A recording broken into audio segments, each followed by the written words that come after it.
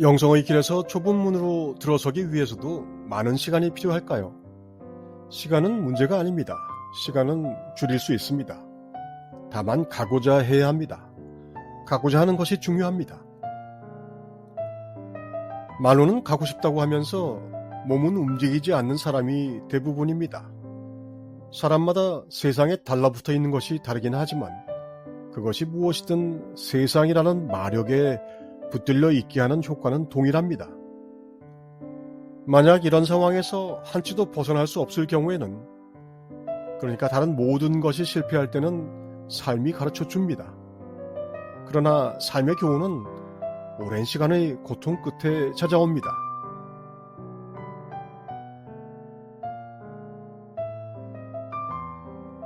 사람들은 고통을 피해 쾌락을 찾아다니지만 그 고통이라는 것을 쾌락이 만든다는 사실은 모릅니다. 이 사실을 진짜로 알게 되면 더 이상 쾌락을 찾아다니지 않을 겁니다.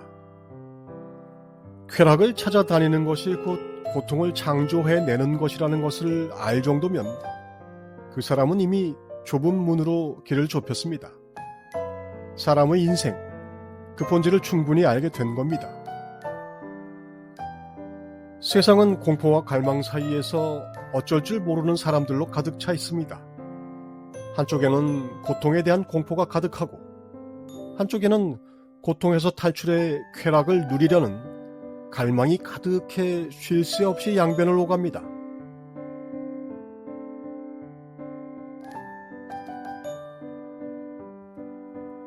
현자들은 이 상황을 도살장으로 끌려가는 소와 같다고 표현합니다.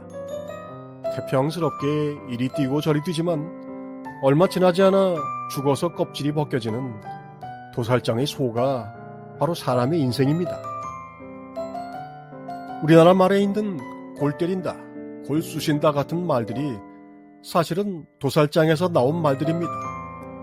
요즘처럼 사육기술이 발달하지 않았던 시절에는 모두 몽둥이와 철사로 도살을 했고 여기서 나온 말이죠. 이 끔찍한 말들을 우리는 농담처럼 씁니다. 자기 자신과는 상관없는 말이라서 그렇습니다. 하지만 알고 보면 자신이 그런 처지입니다. 나이가 중년을 넘어서 슬그머니 그 처지를 알면 정말 다행입니다.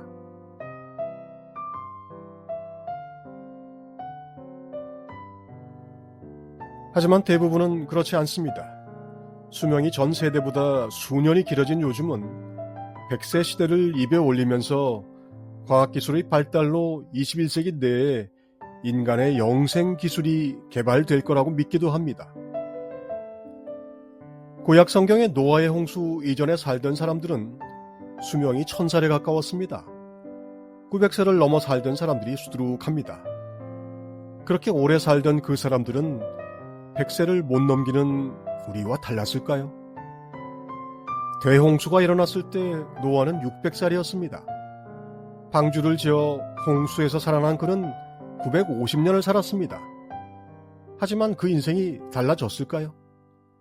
공포와 갈망 사이에서 오가는 삶이 달라졌을까요?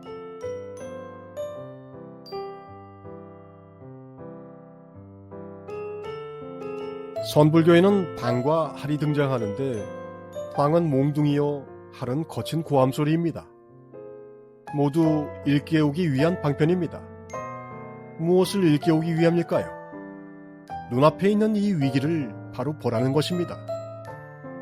인간의 삶은 공포와 갈망 사이를 오갑니다. 고통과 쾌락은 번갈아 닥치며 공포와 갈망을 일상적인 것으로 만듭니다. 공포와 갈망을 무디게 하기 위해 인간은 환상의 천국을 발명하는데 그것이 생각입니다. 생각이라는 환상 속에서 사람은 고통과 쾌락을 주장하고 방어할 수 있습니다. 공포를 무디게 하고 갈망을 충족하는 자신만의 세계를 구축하고 잠시 동안은 안심하며 머무를 수도 있습니다.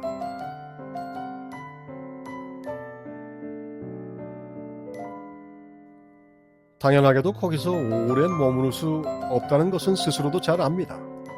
그래서 계속 새롭다고 여겨지는 다른 환상들을 창조해냅니다. 스스로 생각의 창조주로 머무는 동안은 자유롭다고 착각합니다.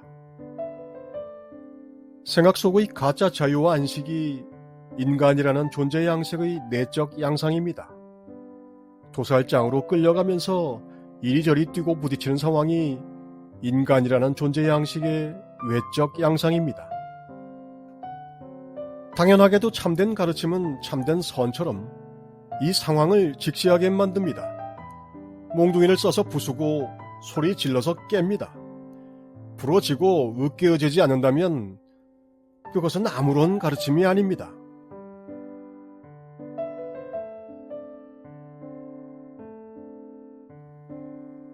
에고가 확실히 부서지는 참된 연민은 엉덩이를 걷어차고 단호하게 조치를 취하기 때문에 즐겁지 않습니다. 에고는 늘 나에게 잘 대해달라고 합니다. 도살장을 감추고 내 환상을 지켜달라고 합니다. 참된 가르침은 이 자세를 결코 보아넘기지 않습니다. 차라리 이런 시련을 겪을 준비가 안 돼 있다면 우아하고 부드럽고 고상하게 미소 짓는 곳으로 가서 쉬라고 합니다. 쉬다 보면 인생이 가르쳐 줍니다. 알고 보면 사람의 인생이 선생입니다. 진실로 선하고 인자한 것은 삶을 통해 좁은 문으로 들어서도록 계획해 놓은 필연적 운명입니다. 필연적 운명에 협조하지 않으면 당연히 인생이라는 선생이 알려줍니다.